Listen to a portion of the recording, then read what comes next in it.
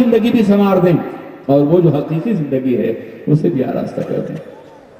وہاں بھی ہم محروم نہ رہیں, وہاں نجات یافتہ ہوں, وہاں ہماری مغفرت ہو, وہاں ہمیں جنت میسر آئے. اور اس کے لیے میرے آقا حضور تاجدار دو عالم سرور کائنات صلی اللہ علیہ وسلم اپنی پوری رات ہمارے لیے دعاؤں میں گزارتے تھے, گریہ بے پناہ میں گزارتے تھے. عزیزان ملت اسلامیہ, جنہیں شفیع المذنبین بنایا گیا تھا, جن کے سر پہ تاج شفاعت رکھا گیا تھا, ان کا یہ عالم تھا کہ عشاء کی نماز پڑھنے کے بعد سجدے میں سر رکھتے ہیں, ایک ہی آیت کریمہ ان کی زبان پر جاری ہے, وَإِن تُعَذِّبْهُمْ فَإِنَّهُمْ عِبَادُكَ. اے اللہ, اے میرے پروردگار, اے میرے معبود, اگر تو ان گنہگاروں کو عذاب دے گا تو یہ تیرے ہی بندے ہیں. یہ آیت کریمہ پوری رات زبان مصطفیٰ پہ جاری ہے. کیوں یہ آیت کریمہ پڑھ رہے ہیں؟ تاکہ مغفرت ہو جائے, نجات ہو جائے. کبھی آپ نے اس آیت کریمہ کے مفہوم کو محسوس کرنے کی کوشش کی؟ پڑھ لینا, ترجمہ سمجھ لینا, سرسری طور پہ گزر جانا یا ذہن کو مطمئن کر دینا کافی نہیں. قرآن پڑھیے تو دل سے پڑھیے, اسے محسوس کیجئے. پیغمبر فرما رہے بھائی تعظم فإنهم عبادك, اے اللہ اگر تو انہیں عذاب دے گا تو یہ تیرے ہی بندے. کیوں کہہ رہے ہیں؟ میں ایک مثال کے ذریعے سمجھاؤں. آپ کے بچے نے غلطی کی, آپ نے ہاتھ اٹھایا مارنے کے لیے, میں نے آپ کا ہاتھ پکڑ لیا, معاف کر دیجئے, آپ کا ہی بچہ ہے. جیسے ہی آپ کے محسوسات میں یہ خیال پیدا ہوا کہ یہ میرا بچہ ہے, ابوت اور بنوت کا رشتہ, باپ اور بیٹے کا رشتہ آپ کے سامنے آیا, تو آپ کا اٹھا ہوا ہاتھ رک جائے گا. وَإِن تُعَذِّبْهُمْ فَإِنَّهُمْ عِبَادُكَ. اللہ اگر تو عذاب دے گا تو یہ میرے امتی ہیں, مگر تیرے تو بندے ہیں, تو نے انہیں پیدا کیا ہے, یہ تیری ہی بنائی ہوئی تصویر ہے, یہ تیرا ہی شاہکار ہے. کوئی آرٹسٹ اپنے شاہکار کو برباد نہیں کرتا ہے, میرے مولا تو خالق ہے, انہیں معاف کر دے, یہ تیرے بندے. جب میں ایک رسول ہو کے گوارا نہیں کرتا کہ میرے امتی کو عذاب دیا جائے, تو مولا تو خالق ہے, تو پروردگار ہے, تو رحمان و رحیم ہے, تو اپنے بندوں کو کیسے عذاب دے گا؟ معاف کر دے انہیں. کس قدر ربوبیت اور عبدیت کے رشتے کا تذکرہ کر کے, بندگی اور خدائی کے رشتے کا تذکرہ کر کے, مخلوق اور خالق کے تعلق کا تذکرہ کر کے اللہ کے نبی اپنے امتیوں کے لیے نجات مانگ رہے ہیں. وہ صرف دنیا کی قیادت کے لیے نہیں آئے تھے, بلکہ دنیا کے ساتھ ساتھ آخرت سنوار دینا بھی ان کی زندگی کا, ان کی نبوت کا بنیادی حصہ تھا. ایک اور شب ہے, حضور سید عالم سرور کائنات محمد رسول اللہ ارواحنا فدا صلی اللہ علیہ وسلم اپنے رب کی بارگاہ میں جھکے ہوئے ہیں, عشاء کی نماز کے بعد سجدے میں سر رکھ رہے ہیں, اور یہ جملہ ان کی زبان پاک پہ جاری ہے, اللہم امتی امتی. اے اللہ میری امت, میری امت. پوری رات یہی جملہ زبان پر ہے, جملہ پورا نہیں کر رہے. پہلے بھی آپ نے دعائیں کی ہیں, حدیث پاک ہے, موجود ہے, رب حبلی امتی, اللہ میری امت میرے حوالے کر دے. اللہم اغفر لے امتی, اے اللہ میری امت کو بخش دے. اللہم ارحم علی امتی, اللہ میری امت پہ رحم فرما. مگر آج کرب کی انتہا یہ ہے کہ آپ صرف یہ کہہ رہے ہیں اللہم امتی امتی, اے اللہ میری امت میری امت. اللہ جناب جبرائیل کو بھیجتا ہے, جاؤ دیکھو میرے محبوب کیوں غمزدہ ہے. جناب جبرائیل آتے ہیں, قدموں میں کھڑے رہتے ہیں, جرأت سوال نہیں, نہ مخاطب کر سکتے ہیں, سجدے کی حال میں پیغمبر اعظم ہیں, اپنے رب کا مشاہدہ بھی کر رہے ہیں اور اپنے رب کے سے کچھ مانگ بھی رہے ہیں. جبرائیل قدموں میں کھڑے ہیں, وہ جانتے ہیں ادب گاہیس زیر آسماں ازرش نازک تر, نفس گم کردہ می آئے جنید و با یزیدی جا. یہاں فرشتہ بھی آتا ہے تو پر سمیٹے ہوئے آتا ہے. شہپر جبرائیل کی آواز بھی ان فضاؤں میں نہیں گونجتی جہاں پیغمبر جلوگر ہوئے ہوتے ہیں. سانس روکے ہوئے حاضر ہے فرشتہ, سن رہا ہے سید الملائکہ کہ نبی کی مقدس زبان پہ کلمہ جاری ہے, اللہم امتی امتی, اللہ میری امت میری امت. واپس جاتے ہیں رب کی بارگاہ میں, عرض کرتے ہیں سید الملائکہ طاہر سید المنتہا کہ اللہ تیرا نبی اپنی امت کے بارے میں بہت غمزدہ ہے. اللہ فرماتا ہے جاؤ میرے محبوب سے کہہ دو کہ میں ان کی امت کا فیصلہ ان کی مرضی کے مطابق کروں گا یا ان کی امت کے سلسلے میں ان کو راضی کروں گا. سرکار نے سجدے سے سر اٹھایا. عزیزان ملت اسلامیہ، یہ پورا جملہ کیوں نہیں کہہ رہے ہیں میرے آقا؟ اے اللہ میری امت میری امت. مبتدا ہے خبر نہیں ہے. امت کے لیے کیا مانگ رہے ہیں میرے عزیز؟ اس کو میں مثال کے ذریعے سمجھو. ایک بچہ ہے جو بیمار ہے، سردی ہے، بخار ہے، نزلہ ہے، روتا ہے، پیتا نہیں ہے دودھ، سوتا نہیں ہے. تو ڈاکٹر کے پاس ماں جاتی ہے، تفصیل سے بیان کرتی، ڈاکٹر میرا بچہ روتا ہے، سوتا ہے، پیتا نہیں ہے، دودھ نہیں پیتا ہے، بے قرار ہے، بخار ہے اسے. بہت تفصیل سے ماں بیان کرتی ہے. لیکن ڈاکٹر اس وقت آ جائے جب بچہ مر رہا ہو تو ماں پھر تفصیل نہیں بیان کرے گی. شاید اتنا کہہ سکے، ڈاکٹر میرا بچہ میرا بچہ. ماں کی ممتا جملہ پورا نہیں کر سکے گی. یہ ایک ماں کی محبت ہے جو موت کے دردناک عالم میں اپنے بچے کی کیفیت بیان نہیں کر پا رہی ہے. وہ پیغمبر اعظم ہیں جو اپنی امت کے نجات کے لیے جملہ پورا نہیں کر رہے ہیں کہ اللہ میری امت میری امت. یہ پیغمبر کی اضطراب قلبی کی انتہا ہے جسے آپ محسوس کیجئے. عزیزان ملت اسلامیہ، آپ خوش ہو گئے ہوں گے کہ میرے آقا نے ضمانت لے لی ہے کہ ان کی مرضی کے مطابق فیصلہ ہوگا. ایک اور دوسری آیت ہے، جب یہ آیت کریمہ نازل ہوئی وَلَسَوْفَ يُعْطِيكَ رَبُّكَ فَتَرْضَىٰ، آپ کو آپ کا پروردگار اتنا دے گا کہ آپ راضی ہو جائیں گے. تو اللہ کے رسول نے کہا تھا تب تو میں اس وقت تک راضی نہیں ہوں گا جب تک میرا ایک امتی بھی جہنم میں رہے گا. کیا شان ہے بندگی کی. خدا کی رضا چاہتے ہیں دو عالم، خدا چاہتا ہے رضا محمد. تب تو میں اس وقت تک راضی جب تک میرا ایک امتی بھی جہنم میں ہوگا. اب آپ خوش ہو گئے ہوں گے کہ ہم امتی تو ہیں نا، جہنم میں نہیں جائیں گے. بہت سے شاعر، بہت سے نعت خواں بڑی جرأت کے ساتھ جنت کی توہین کرتے ہوئے یہ کہتے نظر آتے ہیں نہ کوئی پرواہ نہیں. کبھی آپ نے سوچا کہ جنت جس کے تذکرے سے قرآن بھرا ہوا ہے، کس نے حق دیا ہے ایک شاعر کو کہ اپنی شاعری کے جوش میں جنت کی توہین کرے، دوزخ کی توہین کرے؟ کیا بگاڑے گی دوزخ میرا؟ کیا بگاڑے؟ مجھے کوئی پرواہ نہیں ہے جنت کی. نہیں ملے گی جنت تم کو، ریت میں ہمارا خیال ہے. صحابہ کرام جنت کی طلب میں روتے تھے، سرکار دو عالم جنت کی طرف طلب فرماتے تھے اپنی امتیوں کے لیے. تو جب یہ کہا گیا نا، ہاں ایک ایسا عاشق رسول جو امام احمد رضا ہو، اگر وہ کچھ کہے تو اس کی بات دوسری ہے. تم نماز نہیں پڑھتے ہو یار، شریعت کے پابند نہیں ہو، خالی نعت پڑھتے ہو، اتنا بڑا دعویٰ کرنے لگے ہو. احمد رضا بن جاؤ، پڑھنے کا کہنے کا حق ہے. میرے عزیز ساتھیوں، میں عرض کرنا چاہتا ہوں ذرا سوچو، حضرت رابعہ بصریہ بن جاؤ. وہ ایک ہاتھ میں چراغ لے کے ایک ہاتھ میں پانی کا لوٹا لے کے دوڑ رہی ہیں. کسی نے کہا کہ ماں کہاں جا رہی ہیں؟ کہا لوگ میرے اللہ کی عبادت جہنم کے خوف سے کرتے ہیں اور جنت کی لالچ میں کرتے ہیں. میں آج جنت کو جلا دوں گی اور جہنم کو بجھا دوں گی تاکہ میرے اللہ کی بات لوگ صرف اللہ کے لیے کریں. یہ رابعہ کا مقام ہو تو بات ہے. بند کرو اس طرح کی لفاظیاں اور غیر ضروری باتیں. ڈرو اللہ سے. انبیاء کرام اور اولیاء کرام کے قدموں میں، ان کی خاک کے صدقے میں کہیں تھوڑی سی جگہ مل جائے بہت بڑی بات ہی ہے. یہ دعا کرتا ہوں. بہرکیف جب میرے آقا نے فرمایا کہ تب تو میں اس وقت تک راضی نہیں ہوں گا جب تک میرا ایک امتی بھی جہنم میں جائے گا، تو آپ سمجھ گئے ہوں گے کہ ہاں اب تو نجات ہو گئی. میرے عزیز، کیا کہا تھا میرے آقا نے؟ جب تک میرا ایک امتی بھی جہنم میں جائے گا.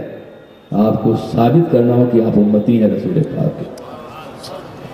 آپ کو ثابت کرنا ہو کہ آپ ڈیزرو کرتے ہیں کہ اپنے کو نبی کا امتی کہیں. یار دن رات بغاوت، دن رات جرائم، دن رات حرام خوریاں، دن رات جھوٹ اور دعویٰ امتی ہونے کا. ان کا یارم کے پوری پوری رات سجدے میں گزرتی ہے اور آپ پنج وقتہ نماز نہیں پڑھتے، امتی ہونے فخر کر رہے ہیں. آپ جھوٹ اہم الکبائر میں سے ہے. یہ کبیرہ گناہ دن میں 50 بار آپ کرتے ہیں، پھر بھی امتی ہیں آپ۔ حرام خوری دعاؤں سے دستے دعا کو مردود بنا دیتی ہے۔ پرواہ نہیں حلال کھا رہی حرام کر رہی، صرف امتی ہیں آپ۔ یاد رکھیے امتی کے معنی ہوتے ہیں دعاؤں سے دستے دعا کو مردود بنا دیتی ہے۔ پرواہ نہیں حلال کھا رہی حرام کر رہی، صرف امتی ہیں آپ۔ یاد رکھیے امتی کے معنی ہوتے ہیں جماعت میں شامل، اور جماعت کا قائد اسے دھکا دے کے نکال دیتا ہے جو اس جماعت سے بغاوت کرتا ہے کردار کے اعتبار سے۔ کہیں ایسا نہ ہو کہ کل امتی ہونے کے خواہش میں کھڑے ہوں اور پیغمبر آپ سے منہ پھیر لیں۔ اس لیے خدا را دنیا میں اپنے کردار کو سنواریے، اپنے عمل کو سنواریے۔ کم از کم امتی ہونے کا کم از کم یہ مقام یہ ہے کہ جو فرائض ہیں ان پر عمل کیجئے، جو منہیات ان سے رکیے، جو حرام ان سے بچیے۔ کم سے کم امتی ہونے کے لیے یہ شرط ضروری ہے، اور یہ اسی وقت ہوگا جب آپ حرام کو جانیں، جب فرائض کو آپ سمجھیں، اور یہ بغیر ایجوکیشن کے نہیں ہوگا، بغیر تعلیم کے نہیں ہوگا۔ سنی دعوت اسلامی کی تحریک کا بنیادی مقصد یہ ہے کہ پوری دنیا میں ایک بچہ بھی ایسا نہ بالغ ہونے پائے جو بلوغ سے پہلے حلت و حرمت کے ضابطوں کو سمجھ نہ لے۔ یہ ایک تحریک کا بنیادی مقصد ہے، اس سے جڑ جائیے تاکہ آپ امتی بن سکیں۔ السلام علیکم ورحمۃ اللہ وبرکاتہ۔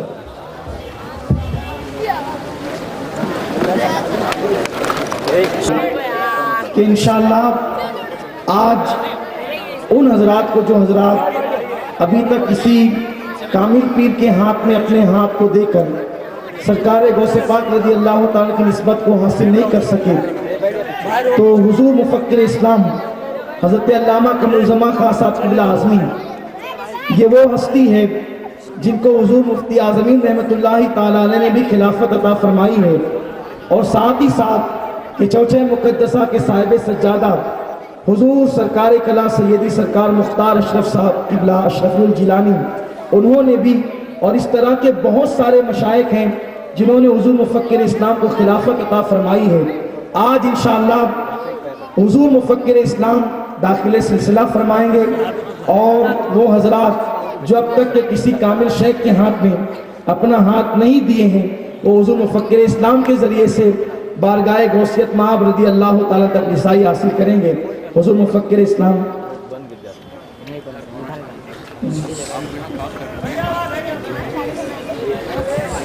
حضرات مولانا اس کے پاس ہو، میں تو یہاں نہیں رہتا ہوں، اس لیے میں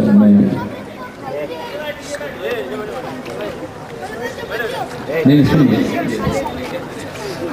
جو ابھی تک کسی کامل شیخ سے داخل سلسلہ نہیں ہوئے، میں ان سے گزارش کرتا ہوں کہ حضور مفکر اسلام یہاں پر جلوہ گر ہیں، اور الحمدللہ سرکار صلی اللہ علیہ وسلم کی نالہ پاک کا صدقہ ہے کہ ایک بافیض اور ساتھ ہی ساتھ باعمل اور ایک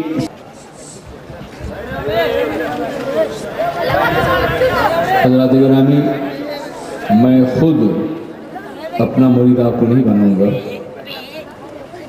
میرے مرشد میرے شیخ حضور مفتی اعظم ہند نے فرمایا تھا کہ جو بھی مجھ سے مرید ہونے کی توقع رکھتا ہے یا امید کرتا ہے میں اسے مرید بنا دیتا ہوں۔ چنانچہ اگر آپ ان سے مرید ہونے کی خواہش رکھتے ہیں، وہ ہیں نہیں، وصال فرما لیں، تو آپ ان کے مرید ہیں۔ اس لیے میں آپ کا ہاتھ ان کے ہاتھ میں دینا چاہتا ہوں۔ میں صرف وکیل ہوں، وسیلہ ہوں اور ذریعہ ہوں۔ اس لیے الفاظ آپ سماعت فرما لیں۔ پہلے آپ پڑھیں میرے ساتھ، اللہم صلی علی سیدنا مولانا محمد معدن الجود والکرم وآلہ وصحابہ وبارک وسلم۔ استغفر اللہ ربی من کل ذنب واتوب الیہ۔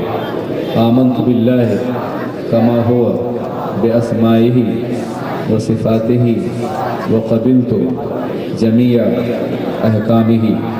اقرار باللسان وتصدیق بالقلب۔ اے اللہ، میں تیرے حضور اپنے تمام گناہوں سے توبہ کرتا ہوں۔ اے اللہ، میرے تمام صغیرہ اور کبیرہ گناہوں کو معاف فرما دے۔ اے اللہ مجھ پہ اپنی رحمتیں نازل فرما، اور میں جو عہد کرنے جا رہا ہوں اے اللہ مجھے اس پر قائم رہنے کی توفیق عطا فرما۔ میں نے اپنا ہاتھ حضور مفتی اعظم ہند مصطفیٰ رضا آل رحمہ رحمۃ اللہ علیہ کے ہاتھ میں دیا، اور ان کے توسط سے حضور غوث العظم شیخ عبد القادر جیلانی رضی اللہ تعالی عنہ کے ہاتھ میں دیا۔ اے اللہ مجھے توفیق عطا فرما کہ میں ان کے نقش قدم پہ چل سکوں، میں تمام گناہوں سے بچوں، جھوٹ سے، برائیوں سے، بد کرداریوں سے، بری صحبت سے، بدعقیدہ افراد کی صحبت سے میں بچوں، توفیق عطا فرما۔ میں وعدہ کرتا ہوں کہ ان تمام برائیوں سے بچوں گا، نماز کی پابندی کروں گا، روزہ، حج اور زکوٰۃ کو میں اپنے وقتوں پر ادا کروں گا، اور میں اس بات کی کوشش کروں گا کہ میں تمام صغیرہ اور کبیرہ گناہوں سے بچوں۔ اے اللہ مجھے توفیق دے کہ میں اپنے وعدے پر قائم رہوں، اور اے اللہ مجھے قیامت میں حضور غوث العظم کے زمرے میں اٹھا، ان کے غلاموں میں جگہ عطا فرما۔ قادری کر، قادری رکھ، قادریوں میں اٹھا، قدر عبد القادر قدرت ماں کے واسطے۔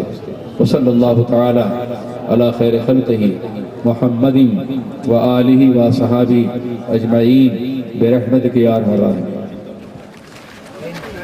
جزاک اللہ۔ کھڑے ہو جائیں صلاۃ السلام کے لیے۔ آپ بہت خوش نصیب ہے، حضور مفکر اسلام نے پہلی مرتبہ جو ہے وہ شاید مجمع کو مرید فرمایا، اور آپ حضور مفکر اسلام کے وسیلے سے حضور مفتی اعظمین کے ہاتھ پر بیعت کرنے کا شرف آپ نے حاصل کیا۔ بڑی خوش نصیبی، اللہ مبارک فرمائے۔ ہر جمعہ کو عشاء کی نماز کے بعد سنی دعوت اسلامی کا ہفتہ سنی اجتماع جامع مسجد یا رسول اللہ میں ہوتا ہے، کثیر تعداد میں شرکت فرمائیں۔ شفیع امم تم پہ بے حد سلام، جمیل و شیم تم پہ بے حد سلام، شفیع امم تم پہ بے حد سلام، جمیل و شیم تم پہ بے حد سلام، فکر امت میں لب پر دعائیں رہی، فکر امت میں لب پر دعائیں رہی، آنکھ رہی تھی تنم تم پہ بے حد سلام، شفیع امم تم پہ بے حد سلام، جمیل و شیم تم پہ بے حد سلام، غوث خواجہ رضا کریم رکھ لو میرا دھرم تم پہ بے حد سلام، چاہتا ہے رضا شاکر گم صدا، چاہتا ہے رضا شاکر گم صدا، کہیں تو راضی ہے غم تم پہ بے حد سلام، شفیع امم تم پہ بے حد سلام، جمیل و شیم تم پہ بے حد سلام۔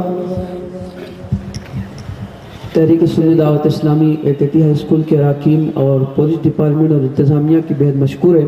ہم اس امید رکھتے ہیں کہ آئندہ بھی انشاءاللہ وہ ہمارے ساتھ تعاون کریں گے۔ اللہم صلی علی سیدنا مولانا محمد معدن الجود والکرم وآلہ الکرام اجمعین۔ پروردگار عالم خدا وحید القدوس پالنہار حقیقی مولا بے نیاز رب العزت ذوالجلال والاکرام غفور رحیم ارحم الراحمین، ہم نے تیری بارگاہ میں توبہ کیا، ہماری توبہ قبول فرما دے۔ اے اللہ ہمیں جہنم کے دیکھتے ہوئے شوروں سے بچا لے۔ اے اللہ قیامت میں ہمیں اپنے حبیب کی شفاعت نصیب فرما۔ اے اللہ ہمیں نماز کا پابند بنا دے۔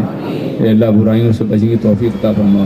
اے اللہ ہماری زبان پہ کوئی جھوٹ، کوئی برا، کوئی ناپسندہ کلمہ جاری نہ ہونے پائے۔ اے اللہ ہماری آنکھوں کو، ہماری زبان کو، ہمارے قلب کو پاک فرما دے۔ ہمارے قدموں کو صحیح راستے پہ چلنے کی توفیق عطا فرما۔ رب تبارک و تعالیٰ جن لوگوں نے سرکار مفتی اعظم ہند کے ہاتھوں میں ہاتھ دیا، اے اللہ ان کے زمرے میں اٹھا، ان کے فیضان سے انہیں نواز۔ پروردگار عالم خدائے قدر جبار رب العزت جو لوگ بھی دعوت کا کام کر رہے ہیں سنی دعوت اسلامی سے وابستہ ہو کر یا کسی بھی حوالے سے، اللہ ان سب کو توفیق عطا فرما۔ جو دین کے لیے لکھ رہے ہیں، پڑھ رہے ہیں، جو درسگاہیں قائم کر رہے ہیں، جو مساجد قائم کر رہے ہیں، سب کی خدمت قبول فرما لے۔ اے اللہ ہم سب کو ایمان و عقیدے کی سطح پر ایک بنا اور بے نیک بنا، متحد اور منظم فرما دے۔ میرے پروردگار پالان حقیقی جنہوں نے بزم سجائی ہے، آج کے اسٹیج سجائے ہیں، ان کے گھر سجا دے، زندگی آراستہ فرما دے، انہیں تمام غموں سے نجات عطا فرما۔ اے اللہ محفل میں جتنے بیمار ہیں، ان کے گھروں میں جو بیمار ہیں، اللہ ان سب کو شفا عطا فرما۔ اے اللہ جو بے نمازی انہیں نمازی بنا دے، جو ناپرہیزگار ہیں پرہیزگار بنا دے۔ پروردگار عالم جو صاحب اولاد نہیں، انہیں نیک اور صالح اولاد عطا فرما۔ اے اللہ سنی دعوت اسلامی کو دن رات ترقی عطا فرما۔ وصلی اللہ تعالی علی خیر خلقہ محمد و آلہ و صحبہ اجمعین برحمتک یا ارحم الراحمین۔